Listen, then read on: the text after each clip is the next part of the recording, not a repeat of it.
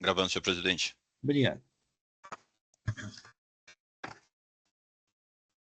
Bom dia. Iniciando a sessão de julgamento da primeira Câmara Julgadora do Tribunal de Impostos e Taxas do Estado de São Paulo, do dia 12 de novembro de 2024, a qual está sendo gravada e será disponibilizada posteriormente. Todo juiz já confirma a presença do sistema de parte. Vou iniciar a sessão. Temos 3 processos no dia de hoje. Vamos iniciar os trabalhos com os processos em que há pedido de sustentação oral e o patrono está presente. Então, começando os trabalhos com o processo de Rising S.A., é um recurso ordinário de minha relatoria. Só um momento que eu vou fazer o registro da presença do patrono.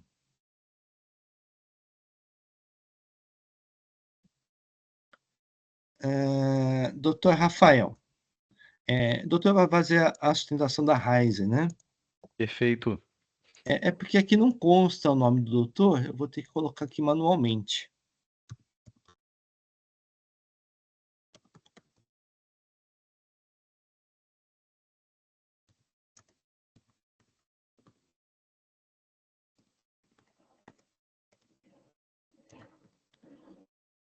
Qual que é o número do documento do doutor Rafael? Da OAB, a OAB-RJ 222-482. Ah, não, claro.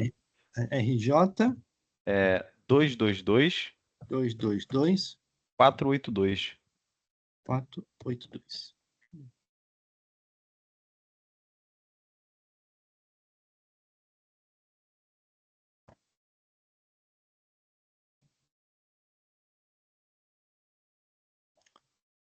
Muito bem, é um recurso ordinário interposto contra o contribuinte, pelo contribuinte que julgou contra a decisão proferida pelo DTJ3, que julgou parcialmente procedente o AIM.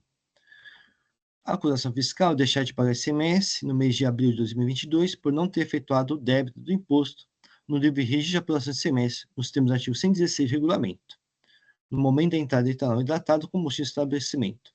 A empresa remetente de etanol hidratado combustível não se encontrava credenciada nos termos do artigo 418-A do regulamento, e assim o autuado destinatário das mercadorias deveria ter efetuado recolhimento de imposto no momento da entrada da mercadoria, nos termos do artigo 116 do regulamento.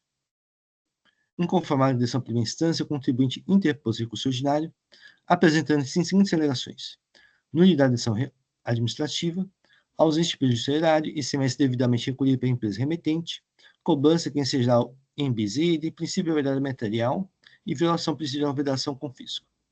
Por fim, requer a nulidade da decisão recorrida, o cancelamento da autoinflação, subsidiariamente a redução da multa aplicada. A doutrinação fiscal manifestou-se pela nulidade da ação recorrida ou não pelo recurso ordinário. Doutor Rafael, fique à vontade de realizar a sustentação oral. Agradeço a disponibilidade, cumprimento a todos os juízes.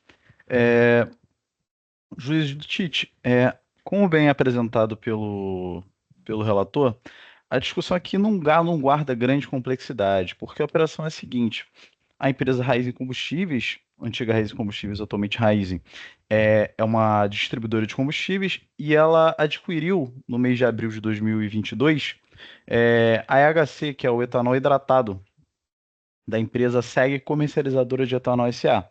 E, de fato, em abril, a empresa não era cadastrada perante a Cefaz. Então, nos termos do artigo 116, 418-A e 418-B, uma vez que a distribuidora de combustíveis ela adquiriu esse AHC de uma empresa não cadastrada, o imposto seria diferido, de modo que na entrada desse AHC na Raízen, ele deveria ser levado a débito, e assim ser feito o recolhimento normalmente, pelo sistema de débitos e créditos. Ocorre que, ainda que a Raízen não tenha levado a débito o imposto diferido, não houve qualquer prejuízo ao erário. Não se perfectibilizou o quanto disposto no auto de infração, porque o auto de infração ele fala deixar de pagar ICMS. Não houve esse não recolhimento de ICMS. Por quê? Porque a empresa segue, ainda que ela não tivesse cadastrada devidamente perante a Cefaz São Paulo, nos termos devidos, todas as notas fiscais indicadas no auto de infração, sobre as quais não teria sido feito recolhimento pela Reis S.A., foram devidamente registradas no registro de saída. Esse levados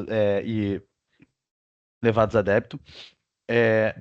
Esse débito ele foi registrado em FD, após a realização da compensação entre débitos e créditos, foi efetuado o pagamento do ICMS devido para abril de 2022, de modo que inexistiu qualquer dano ao erário, ou seja, o ICMS incidente sobre as operações, ainda que não recolhidos pela Raiz SA, foram sim recolhidos pela SEG comercializadora.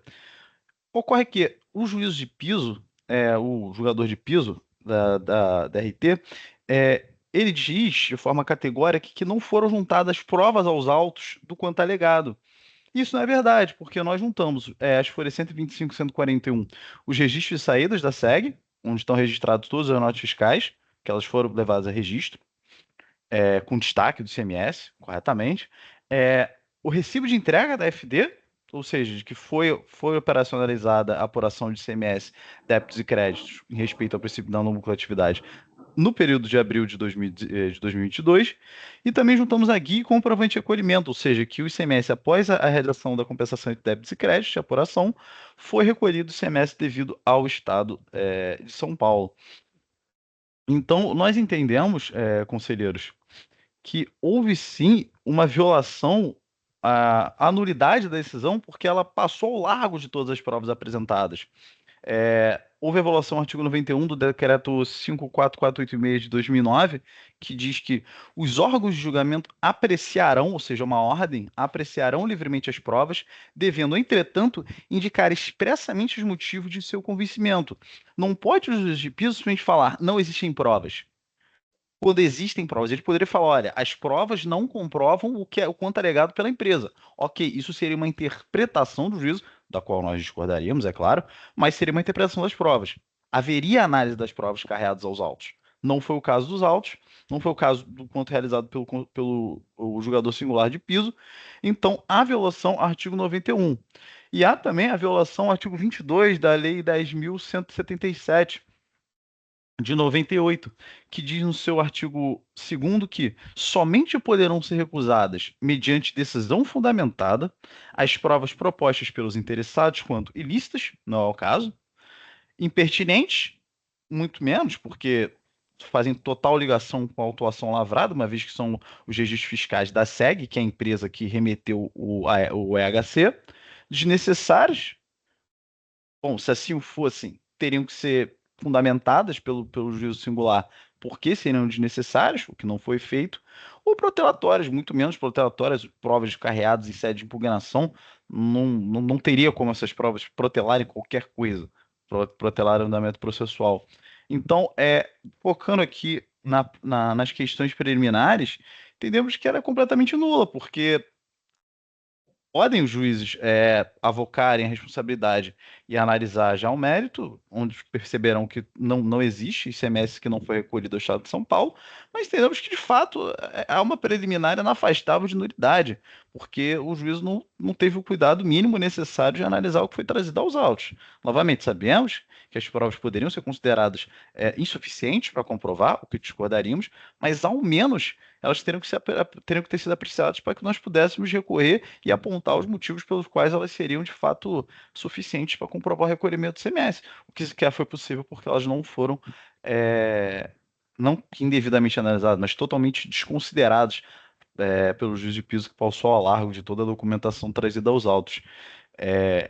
Eu espero ter sido claro e me coloco à disposição aqui dos juízes para esclarecer qualquer ponto que tenha ficado um pouco nebuloso. Agradeço, doutor Rafael. Vou passar a leitura do voto. No tocante à alegação de nulidade administrativa, assiste razão ao recorrente. Como reconhecido pela doutora interpretação fiscal, a decisão recorrida incorreu em nulidade pela ausência de análise do conjunto probatório e da falta de motivação para o afastamento das provas apresentadas pela defesa. A decisão recorrida consignou, abre aspas, a autuada alega ausente prejuízo do erário, pois ainda que a remetente do EHC, CEG, comercializadora de etanol S.A., não estivesse credenciada nos termos do artigo 418-A do regulamento, à época dos fatiadores, efetuou o recolhimento de ICMS devido nas operações de objeto de autoinfração, de modo que a exigência do imposto implica cobrança em duplicidade. Sua alegação não merece prosperar. Nenhuma prova nesse sentido foi juntada aos autos. No entanto, na defesa, a autuada alegou que a empresa remetente teria realizado a apuração do imposto em suas operações, incluindo as operações sobre objeto de autoinfração, e recolha do imposto resultante da compensação de créditos e débitos. Nesse sentido, junto aos documentos de folha 125 a 146, diversamente do que foi exposto na decisão recolhida.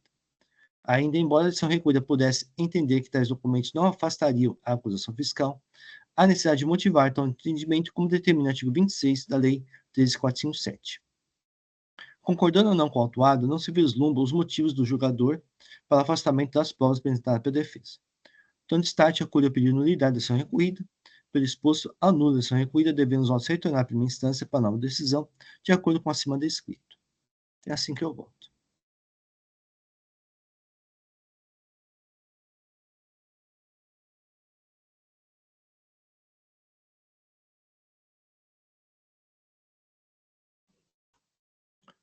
O voto está registrado, o processo está em discussão. Não havendo inscritos, vou encerrar os debates. Vou verificar o quórum de presença.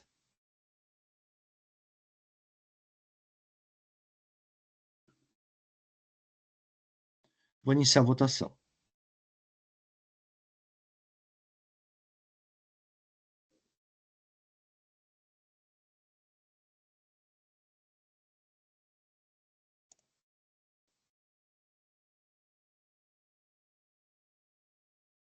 Iniciada a votação, então foi acolhida a preliminar de nulidade da decisão recorrida, os autos vão retornar à primeira instância para nova decisão. Agradeço a presença do Dr. Rafael, um bom dia. Só confirmando, foi acolhida a preliminar de nulidade e os autos descerão novamente. Perfeito? Sim, sim. Obrigado. Boa sessão a todos. Obrigado, bom dia.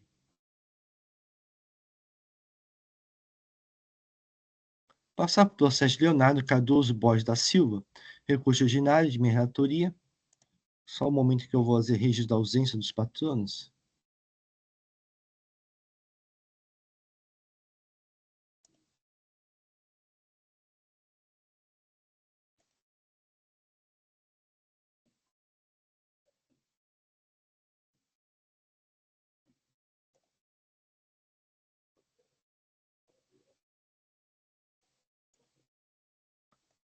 Eu vou pedir um pouco de paciência dos doutores, o voto é um pouco longo. As 5 solidários, mas eu vou fazer a leitura do voto. Trata-se de recursos ordinários interposto com adesão pelo VPDTJ3, que julgou procedente o AIM.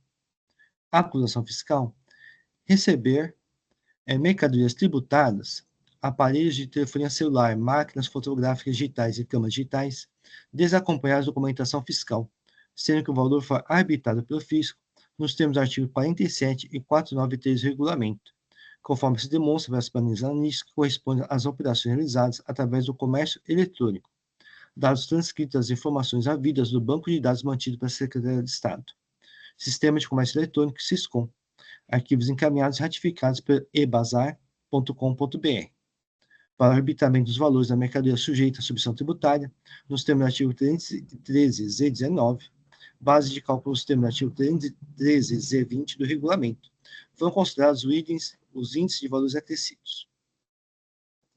A adição primeira instância julgou procedente a autoinfração. Houve o recurso ordinário do contribuinte, que requeriu a nulidade da ação recolhida ou do procedimento fiscal e, subsidiariamente, a improcedente do AIM. O responsável ressolidário Éder Aparecido dos Santos Eletrônicos também interpôs recurso ordinário e apresentou em síntese as mesmas alegações e pedidos do recurso ordinário da autuada, e que deveria considerar a agência contra a recorrente apenas parte dos valores. A responsável Priscila Araújo da Silva e também interpôs recurso ordinário, requerida a improcedência da inflação, subsidiariamente que seja reconhecida a responsabilidade tão somente sobre a base de cálculo semestre, concedente ao valor transferido entre as contas bancárias do infrator e da recorrente. A responsável Romana Comercial Limitada também interpôs recurso ordinário, apresentando síntese as mesmas alegações e pedidos de recurso ordinário responsável Priscila Araújo da Silva. O responsável Vitor Fernandes Bertoluzzi, ME, interpôs recurso ordinário, apresentando também, em síntese, as mesmas alegações e pedidos do recurso ordinário da responsável Priscila Araújo da Silva. Os responsáveis Priscila Furtado Nascimento e Amadeu Lopes não interpuseram recurso ordinário. A autotributação fiscal manifestou-se pelo não provimento de custos ordinários.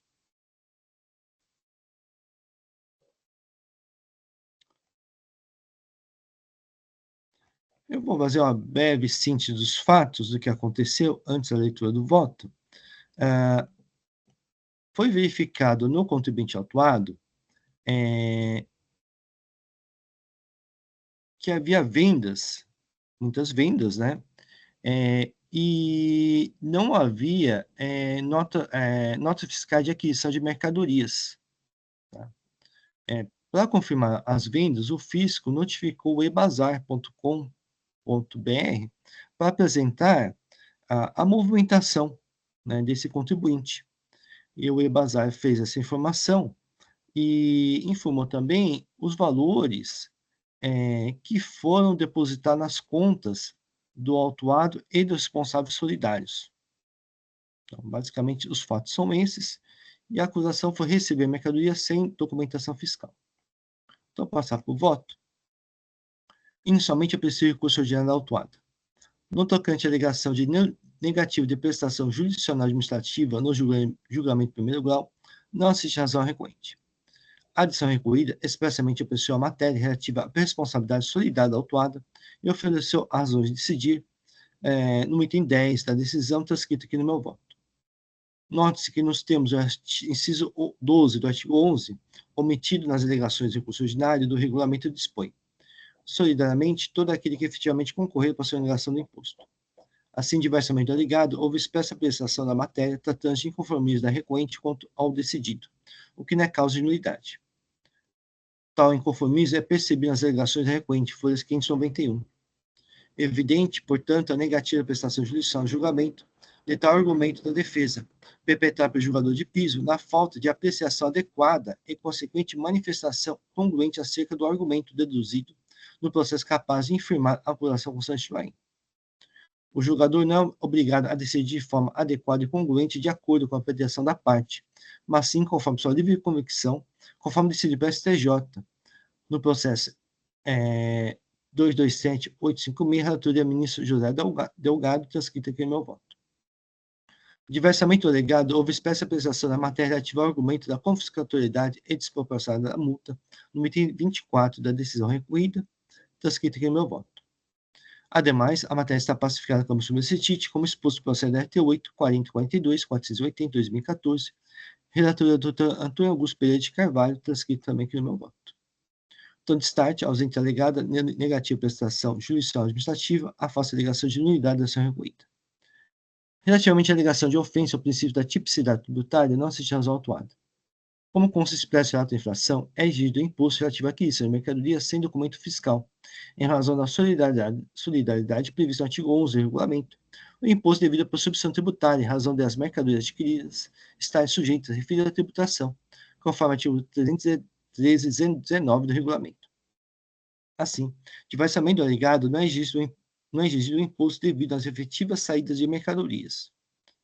Tanto o imposto da operação própria da aquisição de mercadorias quanto o imposto devido por substituição tributária são exigidos no receber uma mercadoria sem documentação fiscal, que é a acusação fiscal, pois aquele decorre da filha solidariedade e este do não pagamento do substituto, posto que é desconhecido pela falta de documentação fiscal. Deste modo, o fato infracional é único, sendo a infringência relativa a esse único fato, o recebimento de mercadoria sem documentação fiscal, quem seja, no caso, pelo mesmo fato, a agência do imposto da operação própria da aquisição de mercadorias, quanto do imposto devido por substituição tributária. Assim, diversamente do alegado, não há qualquer prejuízo da defesa, uma vez que a norma, indicada como infringida, está devidamente posta de acordo com o fato fracional, e a agência tanto do imposto da operação própria da aquisição de mercadorias, quanto do imposto devido por substituição tributária, estão explicitados e fundamentados nas normas expressamente indicadas no relato de infração, folha azul. Deste modo, há a correta subsunção dos fatos às normas e devida tipificação da conduta infracional. Destaque não ocorrer alegada a nulidade do ato administrativo do lançamento fiscal. Quanto à alegação de possível violação do sigilo bancário sem prévio processo administrativo, não assiste razão recorrente. As informações de folha 232 a 234 não foram prestadas por nenhuma instituição financeira, e nem requisitada delas, a que alude a Lei Complementar 105/2001, mas de acordo com o previsto no inciso 13 do artigo 75 da Lei 674. Diz o seguinte: não podem embaraçar a fiscal fiscaladora mediante notificação escrita, são obrigados a exibir impressos os documentos, os livros, os programas e os arquivos magnéticos relacionados com o imposto e prestar informações solicitadas pelo fisco.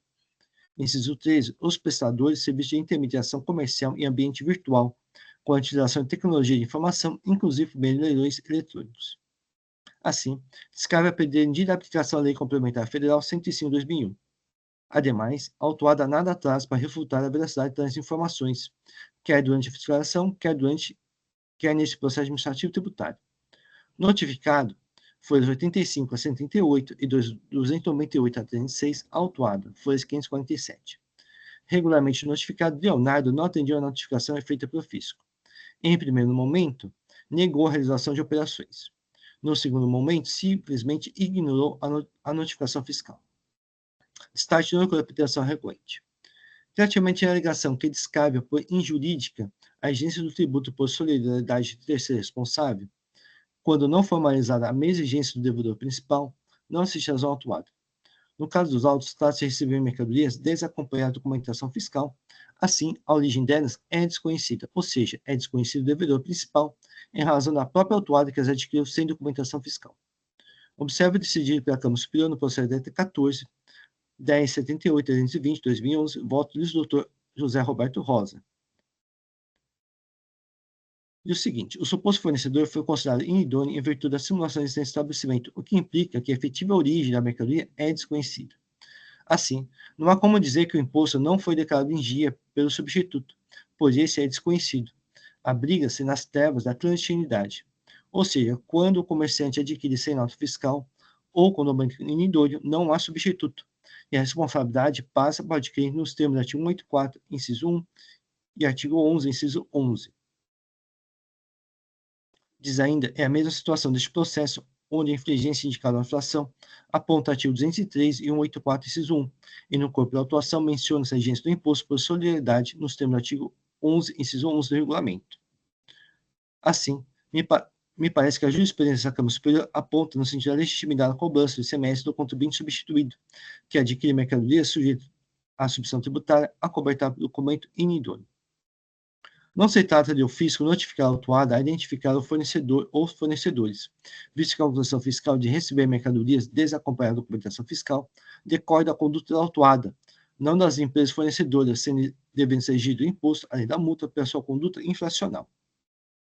Ainda não se trataria apenas de identificar os fornecedores, mas também apresentar provas de que adquiriu a mercadoria sem documentação fiscal deles. No entanto, isso não exime a responsabilidade da autuada por sua conduta infracional, mas poderia ensejar a responsabilização das condutas deles, sendo que a autuada poderia ter colaborado nesse sentido em qualquer momento do processo ou da fiscalização, e não quedando em silêncio para que tenha proveito próprio. Observe a jurisprudência do STJ, na grave regimental do RESP 139-8155, ministro Benedito Gonçalves. A autoria da jurisprudência da Corte, o executado não pode por não ter cumprido a obrigação fiscal em desfavor da arrecadação, não pode tentar subverter em seu favor as disposições contidas em lei, forçando uma interpretação que beneficiaria a sua própria torpeza. Isso vai contra o princípio cuspido no texto geral do direito que ninguém pode se beneficiar da própria torpeza.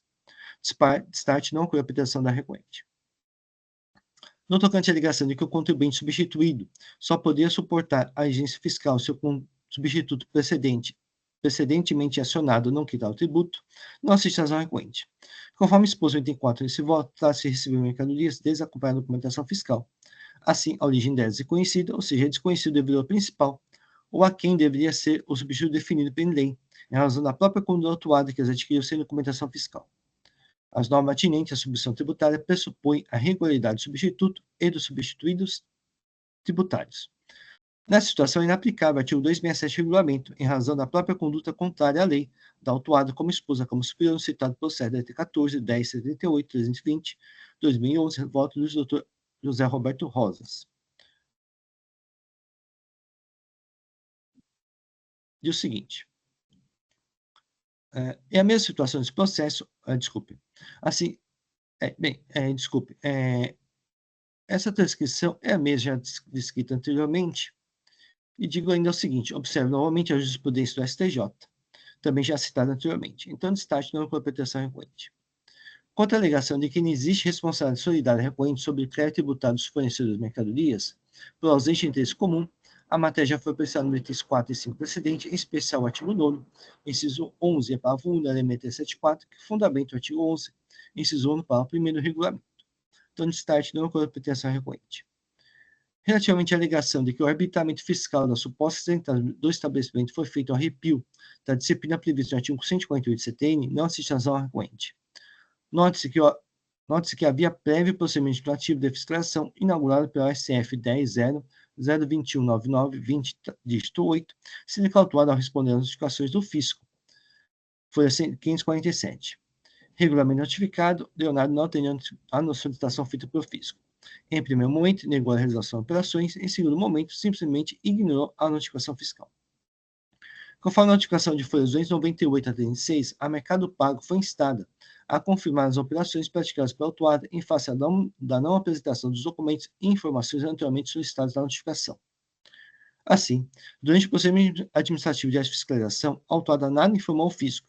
Os valores utilizados no lançamento são fundados em operações mercantis, confirmadas por ebazar.com.br, limitada, Mercado Pago, ou seja, fidedignas, cujos valores ou cálculos poderiam ser contestados pela recorrente em sua defesa de recurso, com provas. No entanto, nada foi feito pela recorrente nesse sentido, limitando-se a alegar desrazoabilidade, arbitrariedade e discricionalidade, sem que tenha apresentado qualquer prova a infirmar os valores calculados pelo fisco.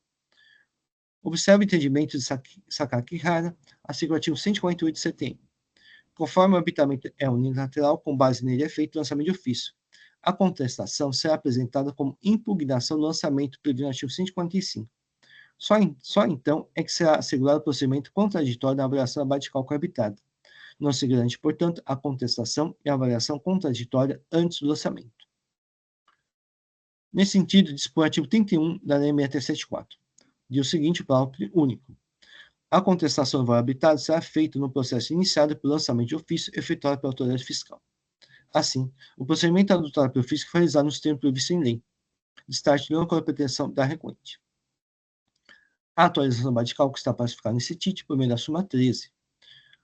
Observe que os juros de auto-inflação são incidentes desde a prática da inflação e a lavatura, regulados pelo parágrafo 9º, artigo 85 da Lei 674, que não se confunde com juros incidentes após a sua lavatura, caso não haja regular recolhimento previsto em outro título da Lei 674, inciso 2 do artigo 96, não havendo qualquer conflito entre as normas.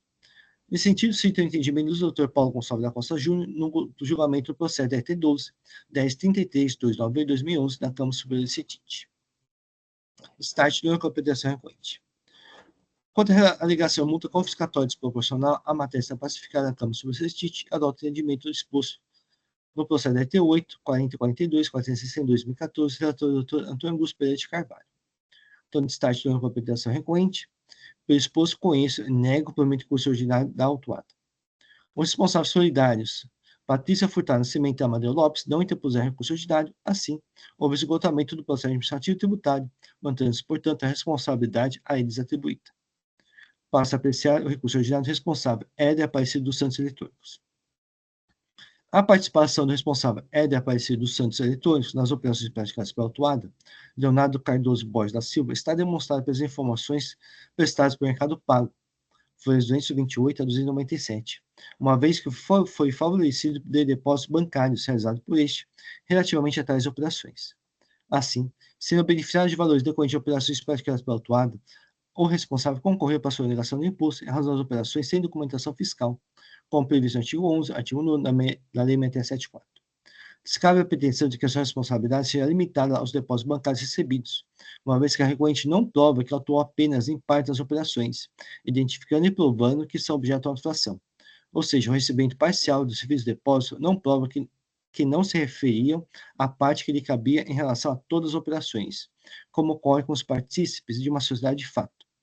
No mais, o recurso ordinário de Aparecido dos Santos Eletrônicos revela as mesmas causas de pedir e pedidos do recurso ordinário de Leonardo Cardoso Borges da Silva, que já foram apreciados nesse voto. Por exposto com isso, provimento do recurso ordinário de Aparecido dos Santos Eletrônicos. Aprecio em conjunto os recursos ordinários responsáveis Priscila Araújo da Silva, Romana Comercial Limitada e Vitor Fernandes Bortoluzzi ME, em face da apresentação das mesmas razões e pedidos. No tocante à alegação nulidade da inflação, imposição de multa, descumprimento de requisito formal, registro de hora não assiste razão autuada. Conforme consta no rodapé, folhas 1 a 4, no quadro de identificação do auditor fiscal atuante, constam a data e a hora em que o auto de inflação foi elaborado no sistema da Secretaria da Fazenda e Planejamento, de modo que garante a oficialidade do lançamento fiscal. O artigo 34, inciso 1 da Lei 13.457, norma geral, prevê que deva constar a hora da lavatura da auto-inflação. No entanto, no caso presente, trata-se de auto-inflação lavada eletronicamente, de modo que a informatização do processo administrativo tributário, instituída pela Lei 13.457 de 2009, artigo 74 e 76, normas específicas, a referida previsão é superada pelo parágrafo do artigo 76 da referida lei, uma vez que são consideradas tempestivas as petições transmitidas até as 24 horas do seu último dia, ou seja, independentemente da hora em que o auto de inflação foi lavrado. Assim, para os autos de inflação lavados eletronicamente, não há qualquer razão para a pretensão nulidade de forma. Ademais, com a previsão da extensão do horário até 24 horas do seu último dia para a transmissão dos autos processuais, não há pretendida nulidade, uma vez que não existe prejuízo autuado, mesmo que houvesse alguma observância de forma, como exposto pelo STJ no processo 142.4304, relatora ministra Nancy Andrighi. Contudo, é também pacífico que a declaração de nulidade dos autos processuais deve se dar com temperamento, sempre à luz da hipótese concreta, pois o regime de nulidades do processo civil vincula-se a efetiva prejuízo à parte, a despeito de eventual inobservância de forma prevista em lei. A jurisprudência do STJ, atenta à efetividade e razoabilidade, tem repudiado o uso de processo como instrumento difusor de estratégia, vedando assim a utilização de nulidade algibeira ou de bolso. Destaque não ocorre a pretensão das frequentes. Relativamente à alegação de nulidade de inflação e imposição de multa, ausente nexo causal entre os fundamentos da inflação e da atribuição da responsabilidade solidária, inexistência da responsabilidade solidária não assiste às autuadas. Os recorrentes receberam depósitos bancários do Mercado Pago em razão das operações realizadas em nome de Leonardo Cardoso Borges da Silva, caracterizando-a como partícipe de uma sociedade irregular ou, de fato, como exposto pelo fisco às folhas 11.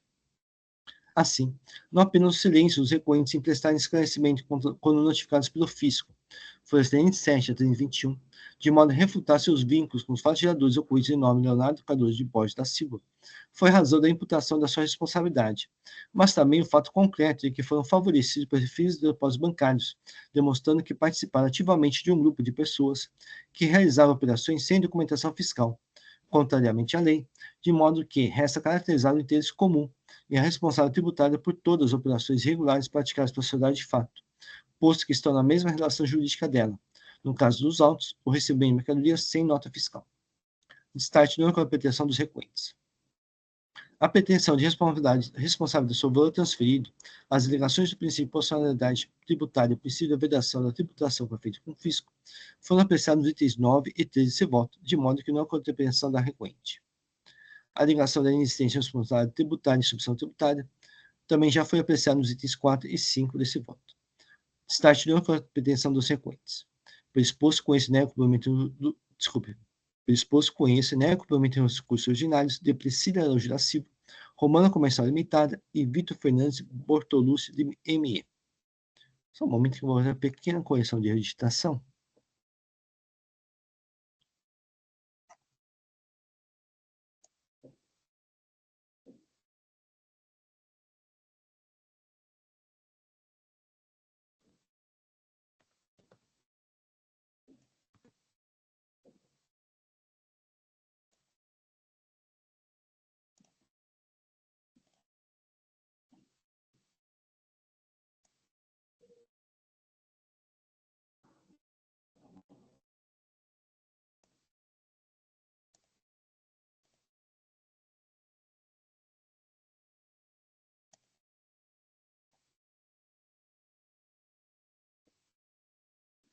O voto está registrado, o processo está em discussão.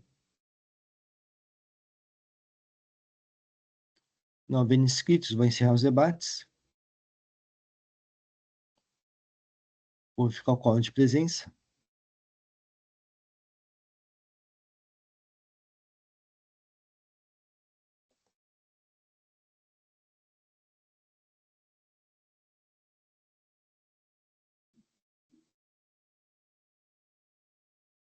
Vou iniciar a votação.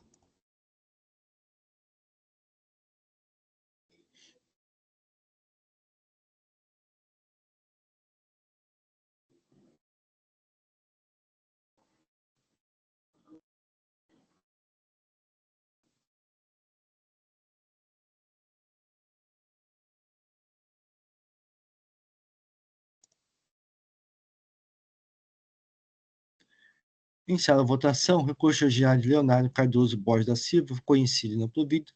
Recurso ordinário de Éder Aparecido Santos Eletrônicos, foi conhecido e não provido. Recurso ordinário de Romana Comercial, foi conhecido e não provido.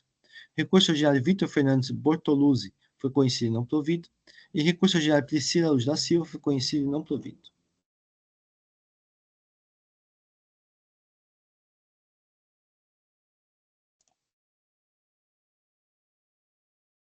Passar pelo SESC Rodobras, Transporte Rodoviários Limitado, recurso ordinário. É de minha relatoria, não há protesto por sustentação oral.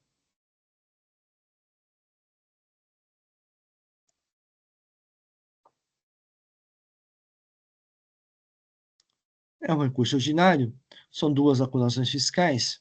Deixar de pagar ICMS referente a operações tributárias consideradas como não tributadas isentas, fazendo constar do citado CTS subcontratação, artigo 205 do regulamento, quando efetivamente realizou redespacho.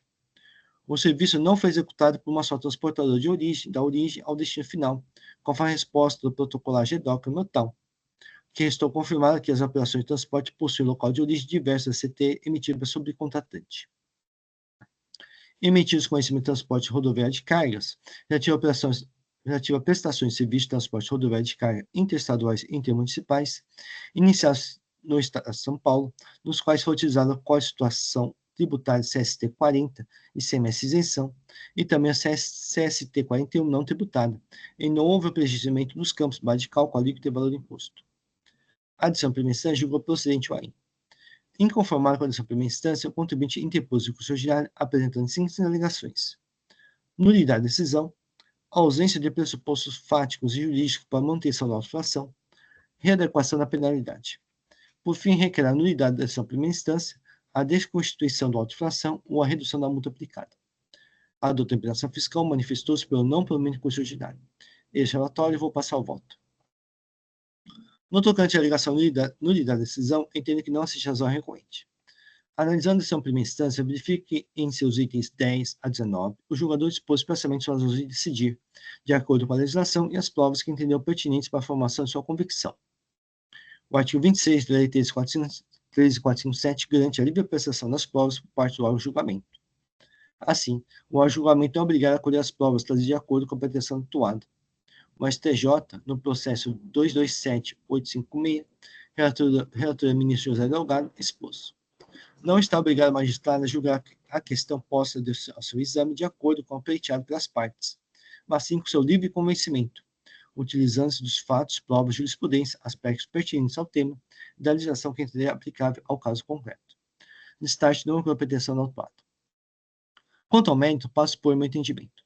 A douta fiscalização entende que não houve a subcontratação do serviço de transporte, mas sim o redespacho, razão pela qual exige o imposto relativo a tais prestações de serviço autuado. Entendo que a diligência pelas razões da autuação não é devida, mesmo que fosse caracterizado redespacho. O artigo 314 do regulamento dispõe que, da prestação de serviço realizado nesse estado por mais de uma empresa, fica atribuída a responsabilidade pelo pagamento do imposto ao prestador de serviço que promover a cobrança integral do preço.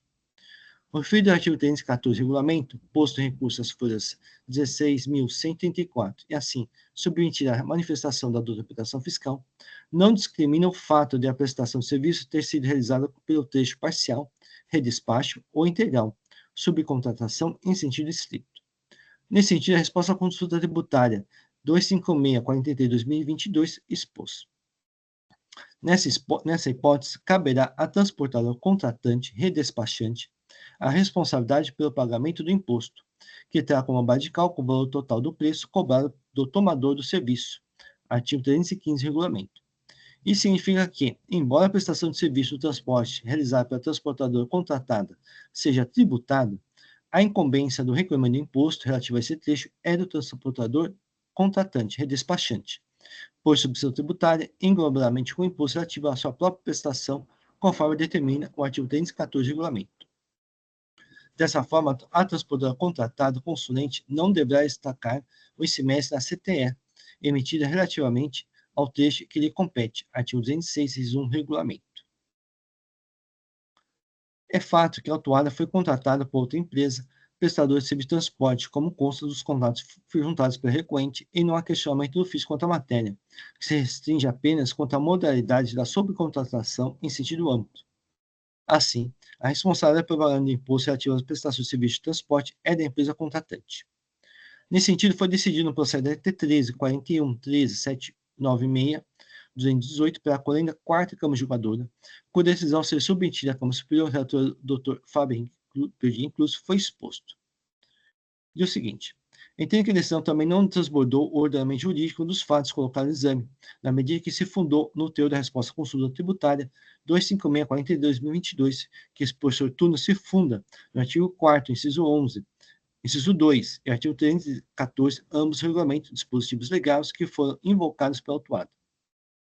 Igualmente, entendo não ser o caso de ofensa contraditória ou fundamento de surpresa, na medida que a douta FESP manifestou-se em contra-razões de recurso ordinário, especialmente as folhas tais, sobre a dicotomia subcontratação versus redespacho.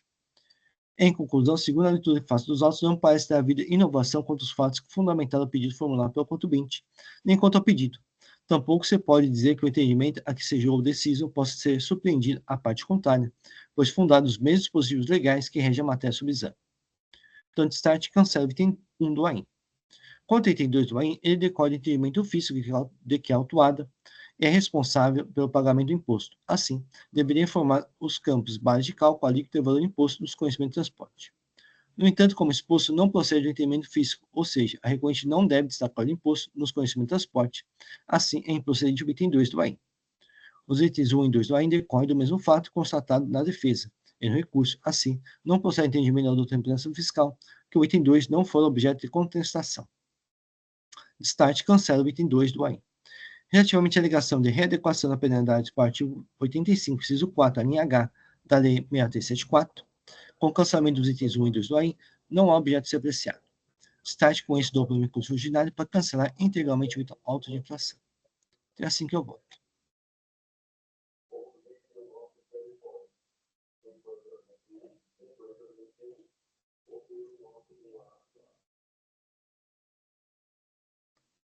Muito bem, o voto está registrado, o processo está em discussão.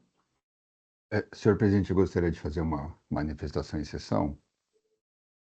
Sim, pode fazer a solicitação, doutor Pedro.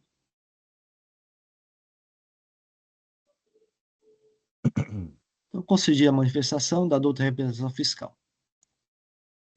Eu vou colocar aqui os termos, aí fica disponível para todos. Todos podem acompanhar comigo a leitura.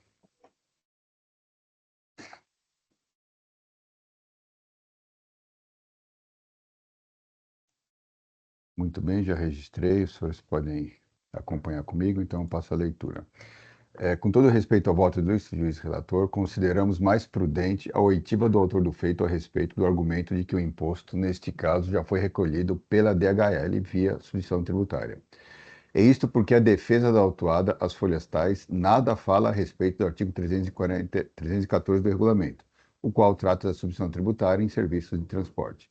Este argumento foi trazido apenas em sede de recurso ordinário, com o que não houve a necessária manifestação fiscal a este respeito.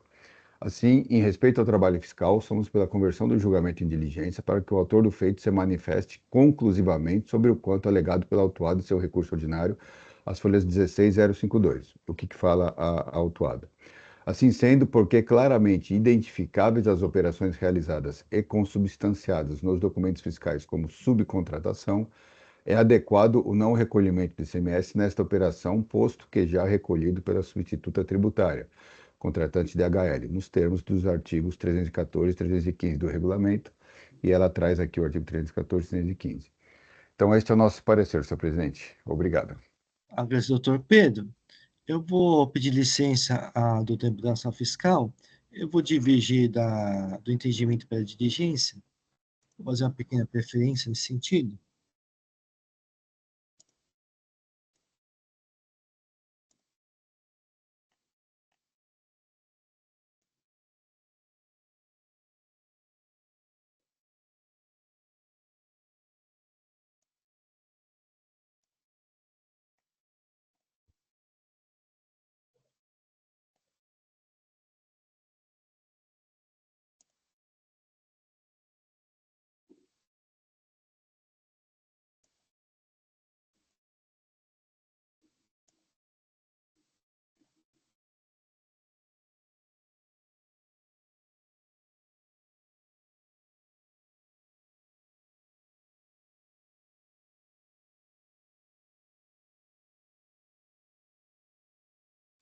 Agora eu só fiquei em dúvida, como eu fiz uma preferência, se ele apaga o voto anterior ou mantém.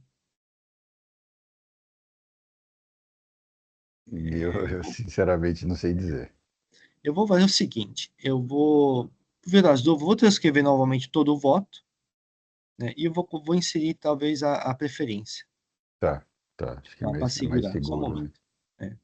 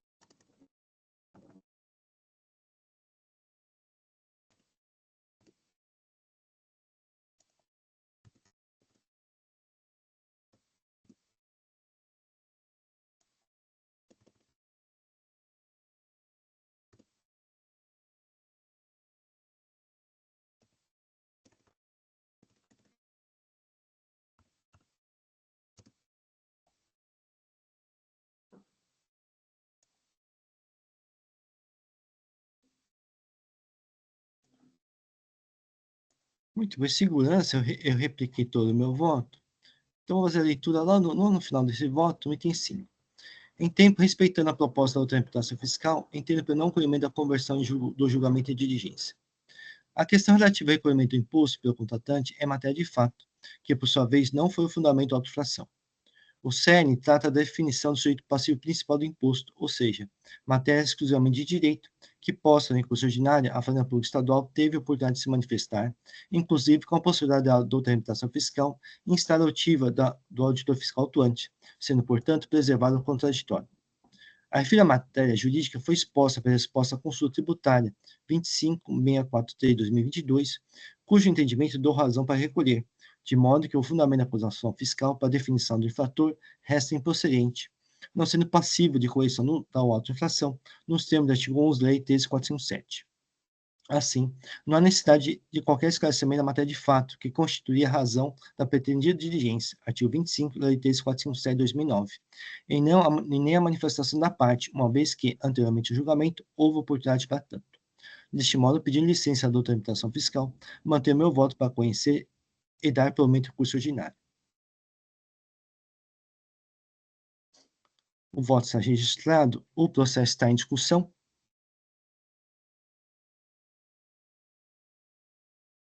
Não havendo inscritos, vou encerrar os debates.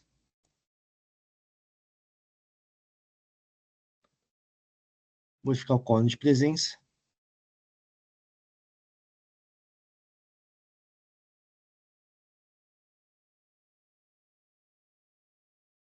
Vou iniciar a votação.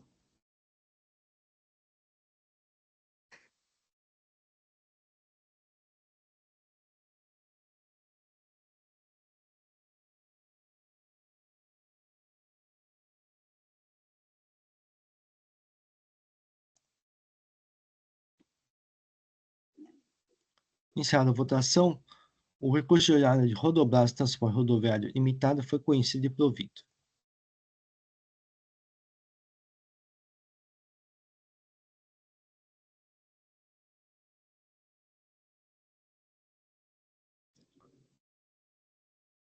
Muito bem, com isso encerramos os processos de hoje. Então, podemos iniciar a sessão de julgamento dessa primeira Câmara Julgadora do Tribunal de Impostos e Taxas de São Paulo. Agradeço a presença de todos e pediria para o Jailson encerrar a gravação.